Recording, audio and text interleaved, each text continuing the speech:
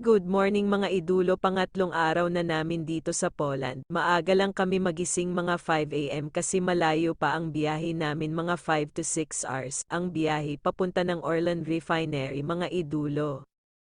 Ayun na nga mga idulo, nagising na kami ng 5 AM, biyahe na kami mga idulo. Habang binabaybay naman mga idulo papunta ng Orlen Refinery, dami kami nakita na mga farm dito like apple at corn mga idulo.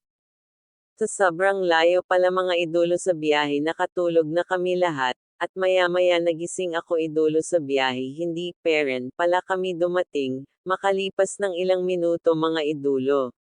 Nagyaya na kasama namin na sumaglit muna para magwiwi, pagkatapos namin, biyahe na namin kami mga idulo, at bumalik na naman kami natulog mga idulo, mga ilang minuto ang nakalipas mga idulo, sa wakas dumating na din kami, ang sakit pala sa puwet mga idulo sa layo ng biyahe.